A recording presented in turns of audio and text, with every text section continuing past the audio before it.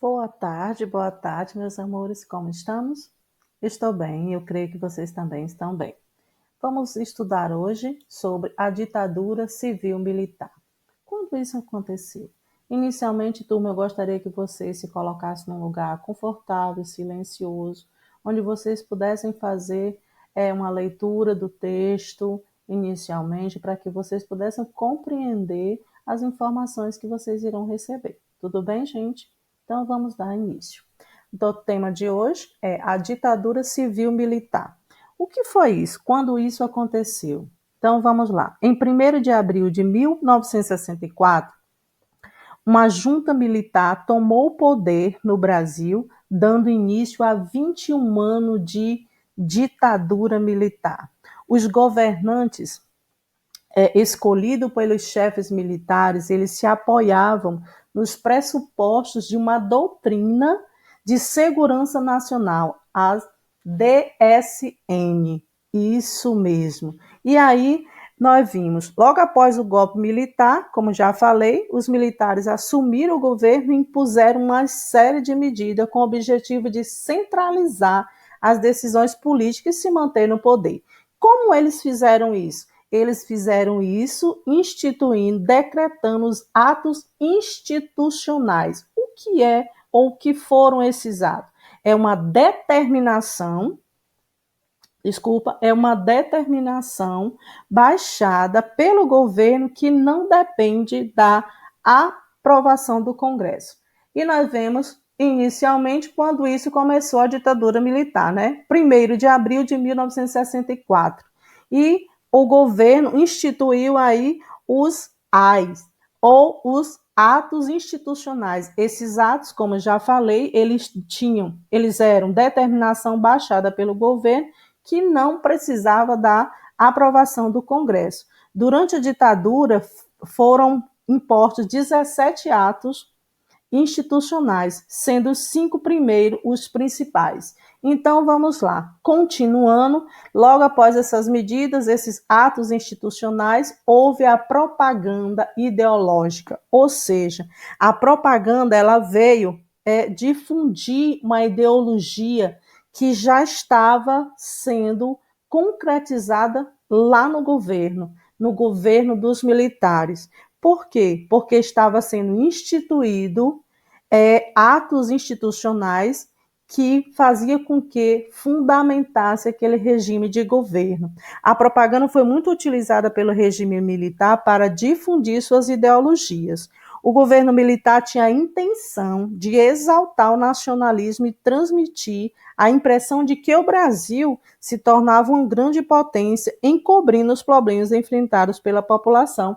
Problemas esses como a falta de liberdade política e os problemas sociais do país. Naquele momento, na imposição daquele governo, que foi um governo imposto, um governo que passou-se a apoiar na doutrina de segurança nacional e, para isso, ele instituiu atos institucionais que fazia com que a população caminhasse e fosse guiada pelos atos, pelos AIs, como a gente diz.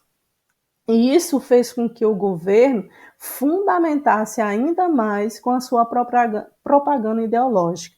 Essa propaganda ela tinha como objetivo exaltar o nacionalismo, ou seja, eu vou mostrar o quanto que o Brasil é bom, é ótimo, enquanto isso eu governo à força, de uma maneira onde eu dito as regras sem pedir permissão ao Congresso, por exemplo. Então, vamos continuar. Tornou-se obrigatório em todas as escolas brasileiras o ensino da educação moral e cívica, que tinha como objetivo disseminar entre os alunos valores que contribuíssem para a manutenção de um regime. Olha só, o governo começa com uma propaganda exaltando o Brasil, mostrando para a maioria que o Brasil estava bem, vivendo, mesmo sendo a população oprimida e muitas vezes tendo seus direitos omitidos, e isso fez com que o governo se apoiasse naquela ideologia, na DSN, na ideologia Doutrina de Segurança Nacional, E a sua propaganda fundamentava isso na mente e na cabeça das pessoas, da população. Fez com que todas as escolas brasileiras adotassem uma disciplina dentro do seu currículo para fundamentar e fazer com que as pessoas baixassem a cabeça para aquele governo naquele momento. Isso é poder, viu, gente? Os órgãos de repressão. Quais foram os órgãos de repressão? Muito interessante. Então, vamos conhecer esses órgãos. Primeiramente, nós vimos o que foram os atos institucionais, esses que foram decretados sem aprovação do Congresso Nacional, e agora nós vamos ver quais foram as instituições criadas pelo governo para a manutenção dessa ditadura. Primeiramente, nós temos o Centro de Operações e Defesa Interna, CODE, e o Serviço Nacional de Informações, SNI, com a intenção de combater as organizações contrárias à ditadura. Essas instituições buscavam impor uma vigilância sobre todos os cidadãos e controlar as informações que circulavam no país. Ou seja, primeiramente se tomou o poder, se instituiu atos institucionais que eram elaborados e decretados sem aprovação do Congresso. Posteriormente a isso, eu faço uma propaganda enganosa do país, exaltando o país, enquanto que a população está insatisfeita com aquele governo. Eu vou, desde a educação, eu vou fundamentar, eu vou criar uma disciplina onde ensine as crianças a ter o seu sentimento de nacionalismo aprendido dentro da sala de aula. E agora eu vou instituir, eu vou criar órgãos, instituições que vão me dar força, que vão me apoiar em todo o meu governo. E aí nós vimos duas. E qual era o objetivo? Era combater as organizações contrárias à ditadura. Ou seja, eu tenho duas instituições que estão a favor do governo e trabalhando para o governo para coibir a população de ter conhecimento do que realmente está acontecendo dentro daquele governo. Isso, gente, cada vez mais fundamenta a ditadura no país. Lembrando que foram 21 anos de ditadura, gente. Primeiramente, eu vou decretar atos institucionais, depois eu vou fazer uma propaganda enganosa de como o meu país está bem, como o meu país está crescendo, enquanto que eu não mostro a realidade do meu país. E isso aí, posteriormente a isso, eu vou criar os órgãos de repressão e o AI-5. Então, vamos lá. As ações dos órgãos repressivos se intensificavam após a promulgação do AI-5, em dezembro de 1968, 4 anos depois, né, do seu início, que deu início ao período mais repressivo, mais violento do regime. Por meio dele, o que foi que aconteceu por meio do AI-5? O que foi que o governo fez? Primeira coisa, Congresso em recesso por tempo indeterminado, habeas corpus suspenso para delitos políticos, ou seja, todo e qualquer cidadão que fosse pego contra o governo seria preso e não ia ter direito a ter habeas corpus, não poderia ser solto por habeas corpus. É isso daí mesmo. Então, o governo suspende o habeas corpus de presos políticos e concede plenos poderes ao presidente da República, que podia cassar mandatos de políticos eleitos e nomear interventores nos governos estaduais e nas prefeituras. Ou seja, os órgãos de repressão estão aí para dar força ao governo, e aí ele decreta o AI-5, que faz com que os presos políticos não tenham direito à liberdade e outras coisas mais, vai fazer com que cada vez mais esse regime ditatorial ele se torne mais forte por conta de toda a sua estrutura montada no governo militar. Então, vamos continuar? A censura. Censura. Contra-censura pela cultura. Olha só, a partir do momento que é instituído a ditadura militar, houve também toda uma fundamentação para que esse regime se mantenha. A censura ela foi tirada das pessoas. As pessoas não podiam falar e nem dar sua opinião em nenhum quesito, principalmente o político. Durante a ditadura civil-militar, não havia liberdade de expressão no Brasil, e a censura foi amplamente utilizada pelo governo para controlar a divulgação de informações no país. Ou seja, os jornais, a televisão, tudo era controlado por aquelas instituições que foram instituídas pelo governo, de uma maneira que as pessoas não fossem informadas do que realmente estava acontecendo naquele governo. Via-se que não estava correto, algo estava acontecendo, mas em outro campo, por exemplo, a economia estava funcionando, em outros campos estavam funcionando, mas tudo por trás de uma manobra do governo para a manutenção da ditadura militar naquele momento. A produção jornalística, intelectual e cultural da época, como programas de televisão e de rádio, revistas, jornais, livros, letras de música, peças de teatro, tudo isso, gente, era fiscalizado.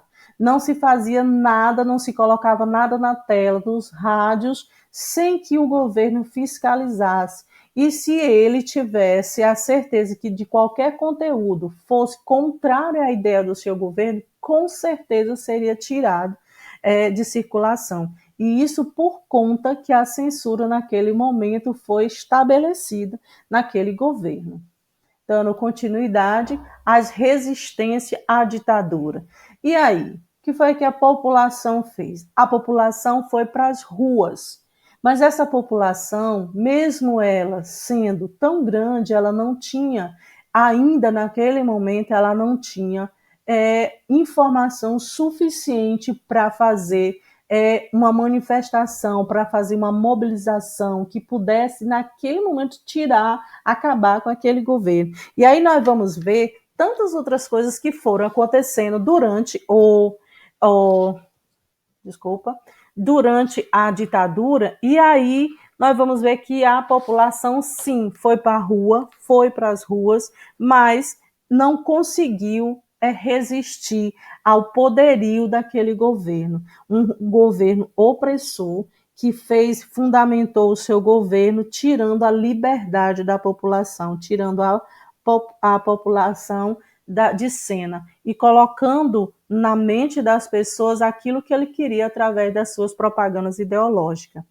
Então, vamos ver outro tipo de resistência, a resistência artística, a música, o cinema, como tudo isso funcionava durante a ditadura civil-militar.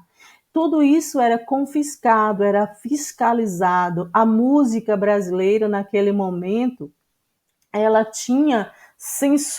foi censurada o tempo todo. E havia frases de efeito, nós estamos vendo, afaste de mim esse cálice. E olha só, isso foi parte de uma música para representar aquilo que o artista queria colocar, queria dizer para o mundo, que naquele momento estava acontecendo no Brasil um governo extremamente opressor, um governo onde a música, o cinema e o teatro estavam sendo tirados da população, estava sendo eliminado. A música, o seu conteúdo, a sua letra era fiscalizado, o cinema era fiscalizado, o teatro era fiscalizado. E isso fez com que muitos artistas desistissem da sua carreira artística e saíssem de cena, por conta de não suportar a forma como eles estavam sendo tratados naquele momento. E isso afetou de maneira geral o país. A música, o cinema e o teatro novamente. Cinema pela verdade. E aí nós vamos conhecer formas, músicas, letras de músicas que falam sobre isso de uma forma muito interessante. O cinema, muitos diretores como Glauber Rocha, Nelson Pereira dos Santos e outros, eles também fizeram críticas sociais e políticas que questionavam a ditadura. E as suas peças, e os seus filmes, e as suas músicas de uma maneira muito inteligente, muito sábia, criticava esse governo, falava abertamente através daquela música, através daquele filme, através daquela peça teatral. Dizia para as pessoas: não suportamos mais, não queremos mais esse governo. Mas muito da população brasileira, eles não tinham também acesso à música, ao cinema e ao teatro. E isso fazia com que só uma parcela da sociedade tivesse contato com o mundo cultural, o mundo da música, do cinema e do teatro. O teatro sofreu por conta de diversos problemas, e aí eles faziam as suas peças de maneira que chamava a atenção da população, através do humor, através da sátira, e isso fez com que parte daquela população conhecesse a produção artística do momento. É muito interessante, gente, compreender o contexto em que se deu a ditadura militar e o que aquele regime militar, durante 21 anos, produziu na mente das pessoas, na cultura brasileira. O quanto que a música e o cinema e o teatro foram afetados, também, assim também como a população brasileira. Continuando. Então, meus amores, essa foi a nossa aula de hoje. Eu espero que vocês tenham gostado e que vocês possam fazer as atividades com êxito, com alegria. E é muito importante, gente, que vocês possam fazer uma leitura reflexiva sobre o tema, para que vocês possam também fazer as suas críticas, compreender o contexto em que se deu a ditadura militar, a formação do governo, dos governos da ditadura militar. Afinal de contas, foram 21 anos de governo, de ditadura civil-militar, e assim vamos fundamentar os nossos estudos. Dúvidas, meus amores, no grupo de WhatsApp, e até a próxima. Beijos!